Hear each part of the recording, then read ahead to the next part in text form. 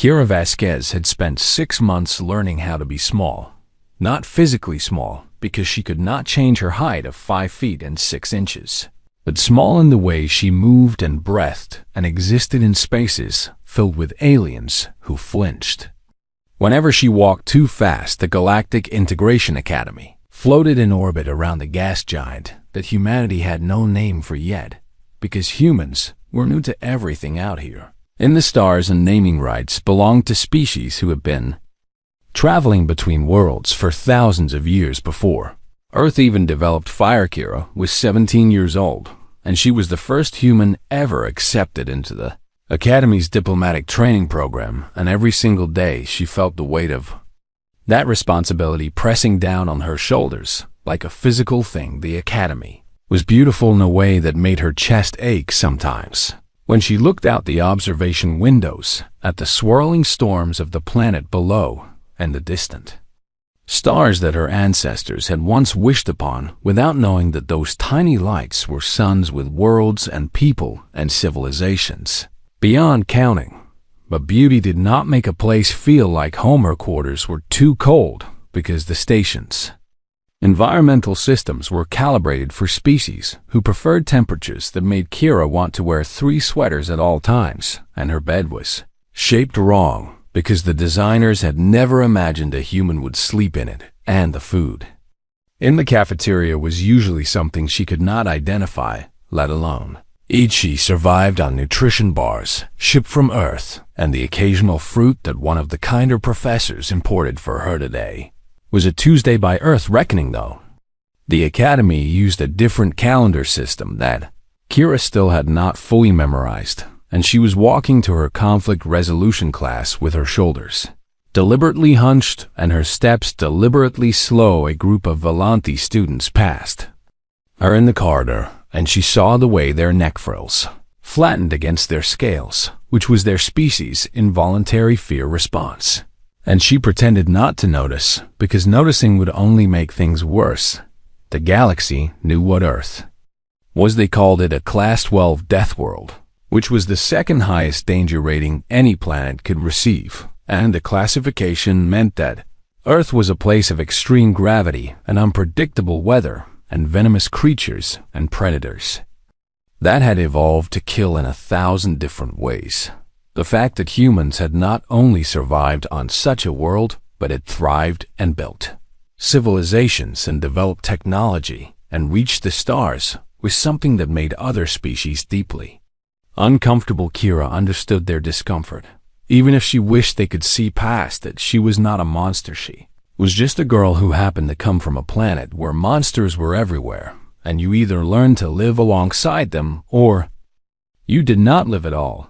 The classroom was a wide circular space with seats arranged in ascending tiers like an amphitheater, and holographic projectors built into the ceiling for educational displays, and she took her usual seat near the back where she could see all the exits without turning her head. This was not something she did consciously anymore, because it had become as automatic as breathing after 17 years of being human on a world where awareness of your surroundings could mean the difference between life and death. Her classmates filtered in over the next several minutes, and she watched them without appearing to watch them, because that was another skill Earth had taught her. Velith arrived first, and the crystalline being's body caught the light and scattered it into rainbows as they moved, and Kira had always found the Sarati beautiful, even though Velith had made it clear on multiple occasions that they considered humans to be primitive evolutionary accidents who had somehow stumbled into space travel through sheer dumb luck. Tomo 7 came next, and the synthetic being's optical sensors flickered in what Kira had learned to recognize as a friendly greeting, and she allowed herself a small smile in return, because Tomo 7 had never treated her as anything other than a fascinating subject of study, which was honestly the closest thing to friendship she had found at the Academy. Then Resik entered the room, and Kira felt her shoulders tense before she could stop them. The Volani was tall and broad, and covered in scales that were darker green than the Volantes, and he moved with the confidence of a predator species that had once ruled their world through strength and violence before they had developed civilization. His people had a warrior culture that stretched back tens of thousands of years, and they had been one of the dominant powers in the galaxy before the formation of the current alliance.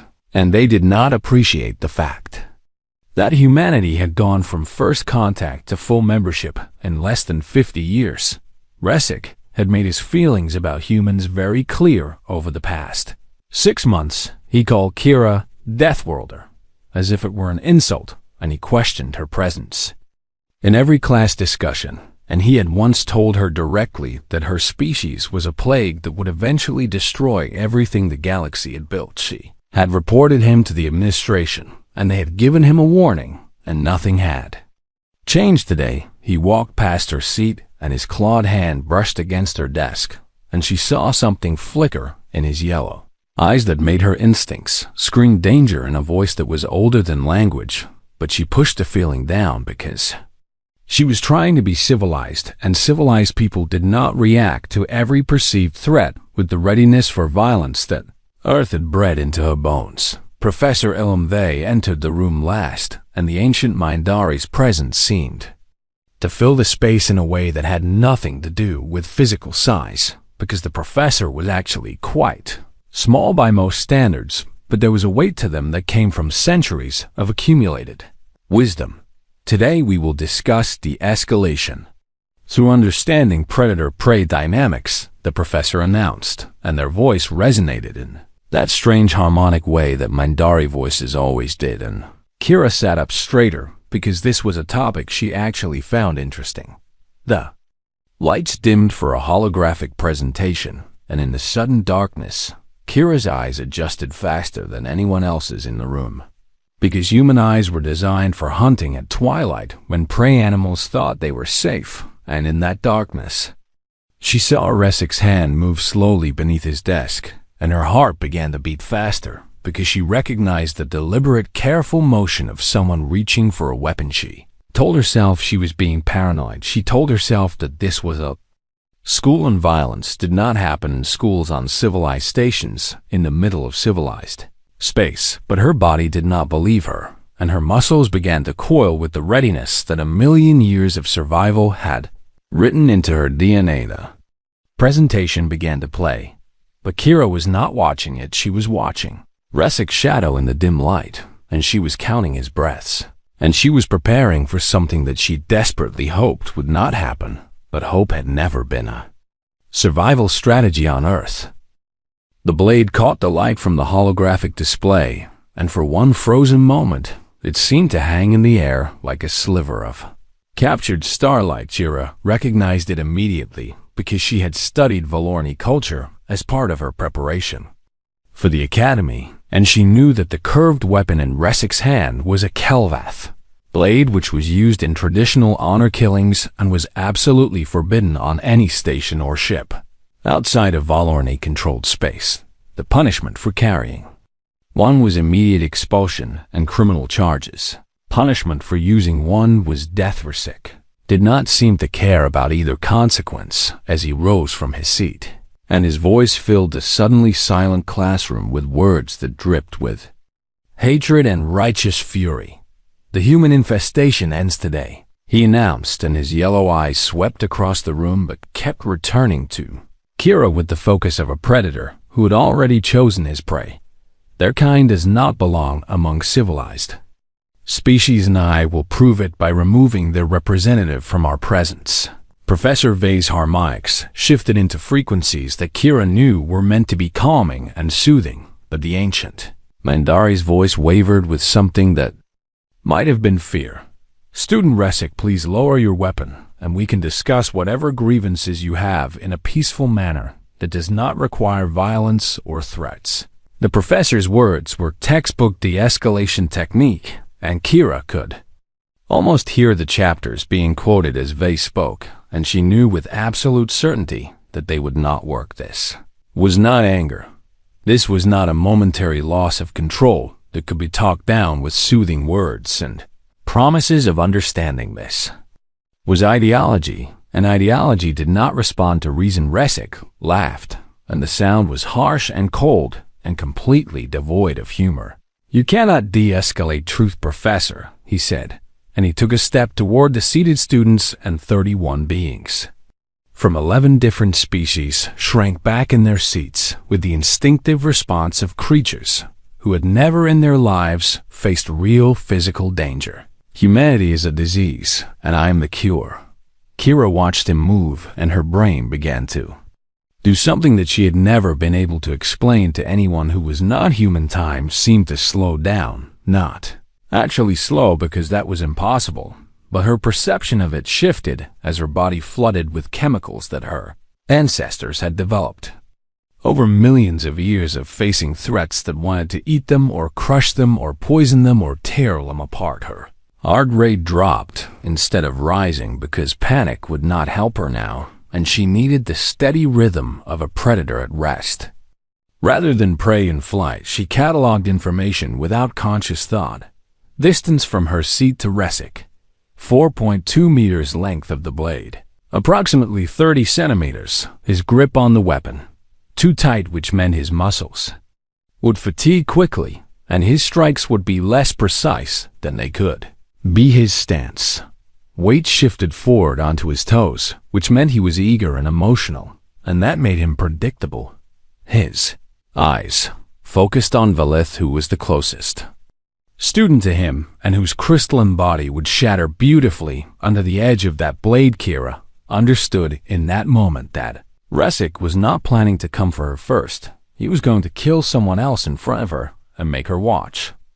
And then he would turn to her with the blood of her classmates still wet on his scales.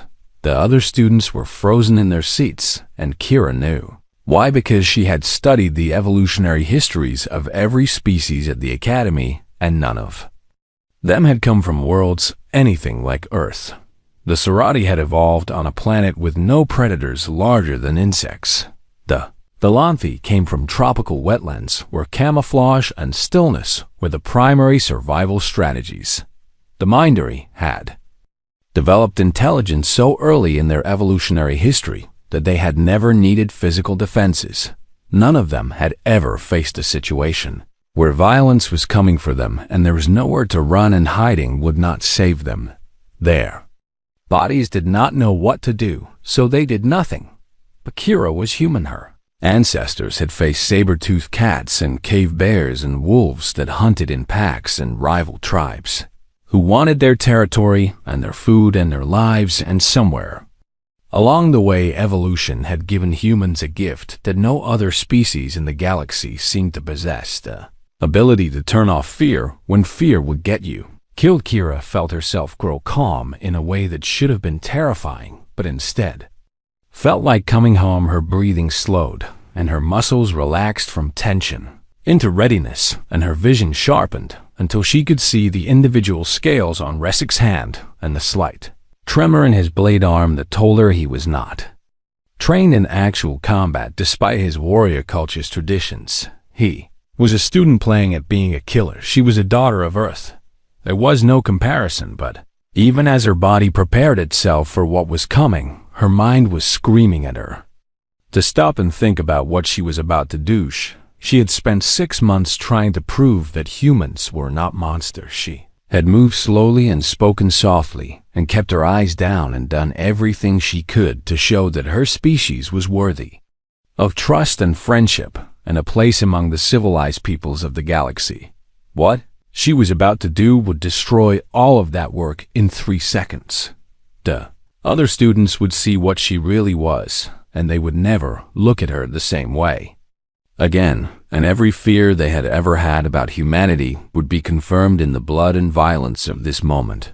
But Valith was sitting 3 meters from a blade that was about to descend, and Kira could not let an innocent being die just to protect her reputation. She had never been able to watch suffering without acting bad.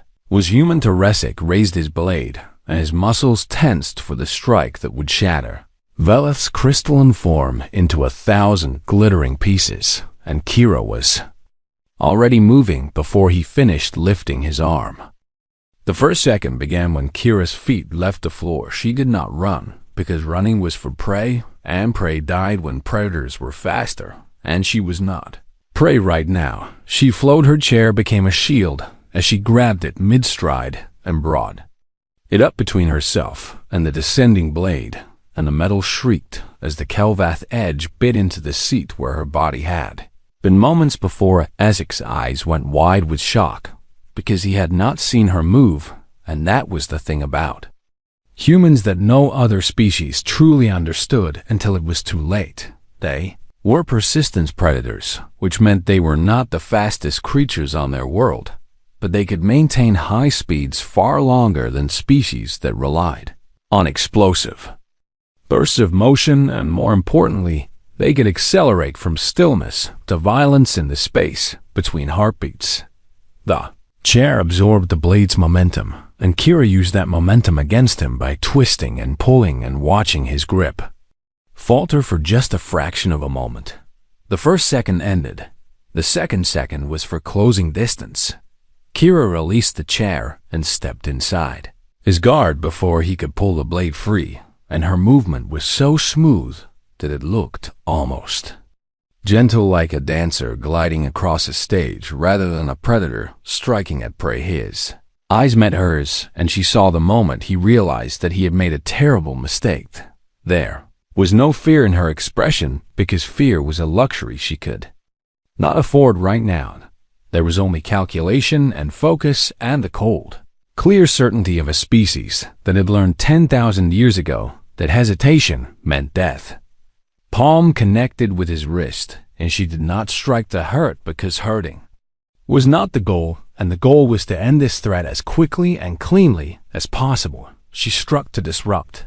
The impact traveled through his arm and interfered with the nerve signals that told his fingers to grip, and the blade spun away from his suddenly nerveless hand and clattered across the floor toward the far wall. He tried to grab her with his other hand, because he was still bigger and stronger, and his warrior instincts were finally catching up to what was happening. But she was already moving again, her foot hooked behind his ankle, and she pulled and pushed at the same time, and his superior mass became a liability rather than an advantage as physics took over and sent him crashing toward the floor. The second second ended. The third second was for control. Resic landed hard on his back, and the breath rushed out of his lungs in a sound that was almost like a word. Kira followed him down, and her knee pressed into his chest, and her hands found his arm, and she twisted until the joint was locked in a position that would dislocate his shoulder if she applied one more pound of pressure. She did not apply that pressure. She held him there on the edge of serious injury, and she breathed slowly and steadily, and her heart rate was exactly where it had been before any of this started. The third second ended. Classroom was completely silent, except for the harsh, ragged sound of Resic's breathing and the soft hum of the holographic projector that was still playing its presentation about predator-prey dynamics to an audience that was no longer watching. Kira looked up and saw 31 faces staring at her. Not that Resic at her. She saw horror in some of those faces and shock in others, and something that looked almost like awe in a few. And she understood that everything she had worked for over the past 6 months had just been destroyed in 3 seconds of violence. Tomo 7's optical sensors were flickering rapidly, which meant the synthetic was processing data faster than normal, and Kira knew that every moment of what just happened was being analyzed and recorded in perfect detail. Vleth's crystalline form was trembling, and the column Sarathi's surface was reflecting Kira's image back at her, multiplied and distorted, and she saw herself, as they must be seen here, a small human female barely reaching the shoulder of most species at the academy, holding down a Valorni warrior who outmassed her by at least 50 kilograms, looking absolutely and completely bored. That was the part she knew they would never forget. Not the speed or the violence or the brutal efficiency of her movements. The fact that she looked like she had done this 1,000 times before and could do it 1,000 times again without ever breaking a sweat. Professor Vey had not moved from the front of the room, and the ancient Mindari's multiple eyes were all fixed on Kira with an expression she could not readdress. It began to struggle beneath her as she adjusted her grip slightly, and the pain that shot through his arm made him go still again. "Please do not move," she said, and her voice was calm and level, and she could hear how wrong that sounded in a room full of people who were still processing their own terror. "I do not want to hurt you." She meant it. She had never wanted to hurt anyone, but she was human, and humans had been forced to learn violence so thoroughly that they had become the most dangerous beings their planet had ever produced. Not because they were evil, not because they enjoyed killing, but because the alternative was extinction. Resic stared up at her with something in his eyes. That might have been fear or hate or both, and she realized that she had just become exactly what he had always claimed humans were: a monster, a killer, a threat to everything civilized species had built over thousands of years of peace. And she could not even argue with him anymore, because he had just seen what she was capable of, and there was no way to unsee that. The silence stretched on, and Kira waited for security to arrive and take this situation out of her hands and let her go back to being the small, quiet human girl who sat in the back of the classroom and did not remind anyone that she came from hell. But Professor Vey broke the silence first. "Miss Vasquez," the ancient Mindari said, and their voice was steady in a way that surprised Kira, because she had expected fear or condemnation or something other than this calm curiosity. "Please continue the lesson." Kira stared at the professor, and she was not sure she had heard correctly. "What?" she asked. "You heard me," Professor Vey said, and there was something almost like a smile in their harmonics now.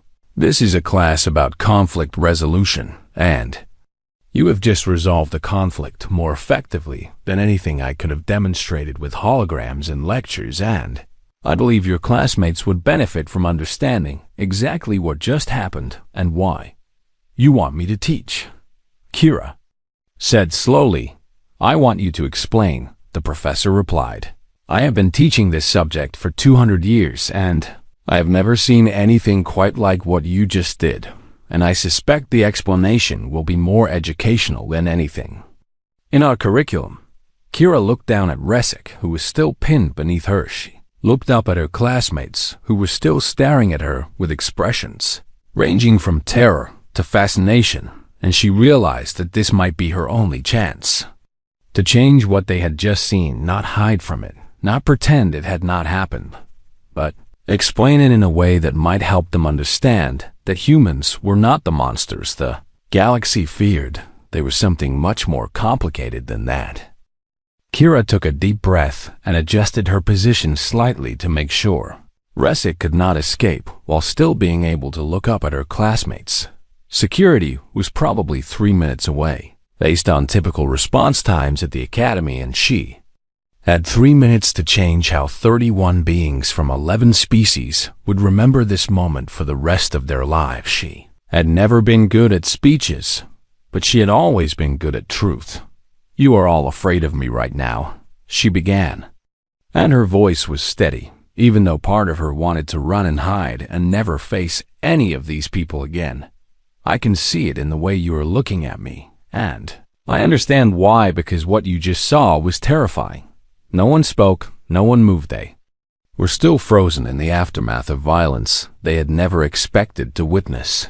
"The galaxy thinks humans are dangerous because we come from a Class 12 Deathworld," she continued. "You have all heard the stories about Earth and about the creatures that live there, and about the fact that our planet seems to actively try to kill everything that exists on its surface." She paused and looked at Velith, whose crystalline body was still trembling. "Those stories are true," Kira said. "Every single one of them, and probably more besides, because Earth has been trying to kill us for millions of years, and it has not stopped yet." "Then why?" Velith's voice was thin and high, and Kira could hear the fear vibrating through every syllable. "Why did you not kill him?" It was a fair question. It was the only question that mattered, because that is not what Earth taught us, Kira said, and she felt the weight of her entire species' history pressing down on her as she spoke these words that she had never said aloud before. You think we are dangerous because we come from a death world, but that is backwards. She shifted her grip on Resik's arm to keep him secure, and he hissed in pain but did not struggle. We are dangerous because everything on our planet tried to kill us, and we refused to die, she continued. Not because we were the strongest or the fastest or the most venomous, because we were none of those things. Her eyes moved across the room, meeting the gaze of every student who would look at her. Humans were never the apex predators of Earth, she said. We were persistence predators, which means we survived by being patient and adaptable, and by being willing to take damage that would kill other species. Tomo 7's optical sensors focused on her with obvious fascination. Our ancestors chased prey for days at a time, running and walking and running again until the other creature collapsed from exhaustion, because we can regulate our body temperature in ways that most species cannot, she explained. We can survive injuries that would be fatal to almost any other being on our world, because our bodies are designed to keep functioning through pain and blood loss and trauma. She looked down at Resik, but the most important thing Earth taught us was not how to kill, she said quietly. It was how to choose when to kill and when to stop. Professor Vey made a soft harmonic sound that Kira had learned to interpret as encouragement. Explain further, please. The ancient minder, he said. Kira nodded and took another breath. Resik expected me to freeze or run, she said, because those are the two responses that evolution programmed into most species when they face a threat they cannot defeat through combat. She gestured with her free hand at the other students. Your ancestors survived by hiding or fleeing or submitting to predators that were stronger than them, she said, and there was no judgment in her voice, because evolution was not something to be ashamed of. Those were good strategies on your worlds, and they kept your species alive long enough to develop intelligence and technology and the ability to reach the stars. But human ancestors could not hide from saber-toothed cats in caves. We shared with them, she continued. We could not outrun wolves that hunted in packs and never tired, and we could not submit to rival tribes who wanted our resources, because submission meant death. She felt Resik tense beneath her, and she adjusted her grip again. So evolution gave us a third option, she said. The ability to become the most dangerous thing in the room for exactly as long as necessary, and then stop. The classroom was silent, and the quality of the silence had changed from fear to something that might have been understanding. That is what you saw, Kira said. 3 seconds of controlled violence designed to end a threat as quickly and safely as possible, and look at the result. She gestured at Resik. He's alive, she said. He is uninjured except for some bruises and the strain on his shoulder joint, which will heal in a few days. And I did not break anything or draw any blood or cause any permanent damage. She looked at Velith. You are alive, she said. Everyone in this room is alive, because I chose to stop the threat rather than destroy it. But you could have killed him, Velith said, and it was not quite a question. Yes, Kira admitted. I could have killed him in the first second if I had wanted to, and there was nothing he could have done to stop me, because he is not trained for real violence, and I have been training since I could walk. The crystalline being's trembling slowed slightly. Then why did you not? Velith asked again. Kira smiled, and it was a sad smile, because this was the part that no one ever seemed to understand. Because I did not need to, she said simply. Humans do not want to be monsters, even though we know how to be, and we have learned through thousands of years of civilization that violence is a tool and not a purpose. She looked around the room again. I could have killed him, but killing him would not have solved the problem, she said. It would have created more problems, because his family would want revenge and his species would demand justice, and the cycle would continue forever. She pressed down slightly on Resik's arm, and he grunted. But now he is alive, and he will face the consequences of his actions through the legal system that all of our species have. Agreed upon, she continued. And maybe he will learn from this experience, and maybe he will not, but at least he has the chance to learn. Professor Vey moved closer, and the ancient Mindari's multiple eyes were shining with something that looked almost like tears, and that, the professor said, is why humanity terrifies us so much more than you realize. Kira looked at Vey with confusion. Not because you are violent, the professor continued, but because you are so perfectly controlled in your violence that you can choose mercy in the middle of a fight and make it look easy. The words hung in the air, and Kira felt something shift in the room. Fear was still there, but it was no longer alone. There was curiosity now, and something that might have been respect, and she realized the professor Vey had understood something that she had not known how to say herself. Humans were not dangerous because they could kill. They were dangerous because they had learned exactly when not to, and that kind of control was far more frightening than mindless violence could ever be.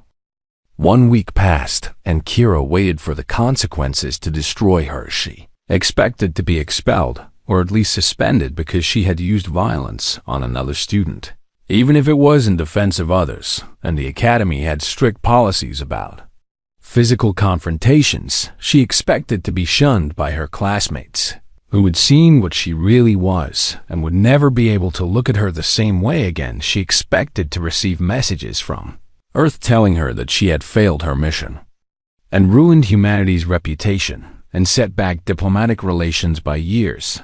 None of that happened. Adresic was expelled within 24 hours of the incident, and criminal charges were filed against him for possession of a forbidden weapon and attempted murder, and he was extradited to a neutral station where his trial would take place under Galactic law. The news spread across the galaxy faster than Kira could have imagined, and the headlines were everywhere she looked. Human student disarms Valorni attacker in seconds. Nitrogen monoxide casualties. Deathworld. Reflexes on display at Galactic Academy. Is humanity the future of galactic security? The coverage was mixed, and Kira tried not to read too much of it because some of the commentators were calling for humans to be banned from all diplomatic spaces, while others were suddenly very interested in alliance negotiations with Earth. But what surprised her most was what happened at the academy. She was walking to her quarters on the third day after the incident when she found Velith waiting outside her door. The crystalline Sarati was standing very still, and their surface was reflecting the corridor lights in patterns that Kira had learned to associate with nervousness. "May I speak with you?" Velith asked, and their voice was quieter than Kira had ever heard it. "Of course," Kira said, and she opened her door and gestured for Velith to enter and tried not to show how confused she was. They sat facing each other in the small living space that Kira had never bothered to decorate because it had always felt temporary. Velith was silent for a long moment, and then they asked a question that Kira had not expected. "Will you teach me?" Kira blinked. "Teach you what?" she asked. "How to not be afraid," Velith said, and their crystalline form shimmered with colors that Kira had never seen before. "I have spent my entire life avoiding anything that might hurt me, because my species is fragile and we shatter so easily, and I thought that was wisdom." They paused. "But you showed me something different," Velith continued. "You were not afraid even when you faced a blade that could have killed you, and I want to understand how that is possible." Kira thought about the question for a long time before she answered. "I was afraid," she admitted, "but I was more afraid of what would happen to you if I did not act, and that fear was stronger than my fear for myself." Velith tilted their head. "That does not make sense," they said. "It does not have to make sense," Kira replied with a small smile. "It just has to work." That conversation was the first of many over. The next several days, more students approached Kira with similar questions, and she found herself holding informal discussions in the common areas, in the cafeteria, and even in the corridors between classes. They did not want to learn how to fight because most of them knew they would never be capable of the kind of violence Kira had displayed. They wanted to learn how to be brave. They wanted to understand how a species that came from a world of constant danger had learned to face that danger without breaking. Tomo 7 recorded everything with the synthetic's usual fascination, and Kira suspected that the data would eventually make its way into some academic paper about human psychology. She did not mend in the seventh day. Professor Vey summoned her to a private meeting in the Mindari's office. The room was filled with plants from a dozen different worlds, and the air was warm and humid in a way that reminded Kira of summer on Earth, and she felt herself relax for the first time since the incident. "Please sit," Professor Vey said, and gestured to a chair that was shaped correctly for a human body, which meant the professor had ordered it specifically for this. Meaning Kira sat and waited. "I have been teaching conflict resolution for 200 years. Professor Vey began, and their harmonics were low and thoughtful. "I have studied every species in the galaxy and their approaches to violence and peace, and I thought I understood the full range of possibilities." The ancient Mindari's multiple eyes focused on Kira. "I was wrong," Professor Vey said.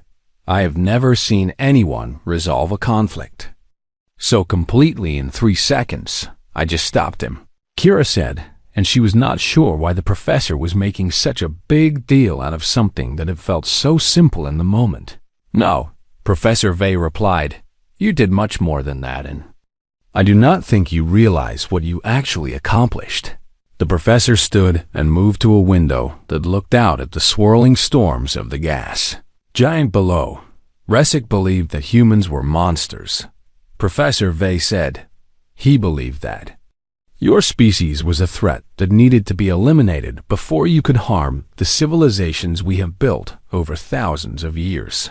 Kira nodded because she had heard this belief from many species since humanity's first contact, and in 3 seconds, you proved him both right and wrong at the same time. Professor Vey continued, "You proved that humans are exactly as dangerous as everyone fears, and you proved that you choose not to use that danger to hurt others." The Mindari turned to face her. "The galaxy fears humans because they do not understand you," Professor Vey said. "They see Deathworld, and they think monster because that is the only framework they have for understanding a species forged in such a hostile environment. But you are not monsters," the professor continued. "Your planet did not make you into killers, and it made you into protectors instead, because you learned violence so thoroughly that you understand exactly when not to use it." Kira felt something shift inside her chest, and she realized that she was crying. She had spent 6 months trying to hide what she was, and she had spent her entire life apologizing for the accident of being born human on a world that the galaxy considered hell. And here was this ancient being telling her that she had nothing to apologize for. "That is not a curse, Miss Vasquez," Professor Vey said gently. "That is a gift, and the galaxy needs it more than you know." That night, Kira sat in her quarters and looked at a photograph from Earth that her mother had sent with her when she left for the academy. It showed her family standing in their backyard with their dog at their feet, and the sun shining down from a sky that was impossibly blue. She had spent 6 months trying to be less than what she was. She had hunched her shoulders and slowed her steps and kept her eyes down because she thought that was what the galaxy needed from humanity. But Professor Vey was right. The galaxy did not need humans to be less, it needed them to be exactly what they were, a species that walked out of hell and decided to be kind anyway.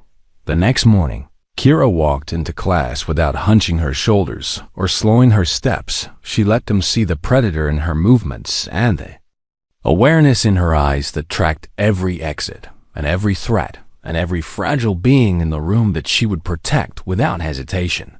If the need arose, she was a daughter of Eartha, child of the Deathworld, and she had never been more ready to be human. Valeth caught her eye across the room, and the crystalline Being's surface flickered with colors that Kira had learned to recognize as greeting and friendship. She smiled back and, for the first time since she had arrived at the academy, she felt like she was exactly where she was supposed to be.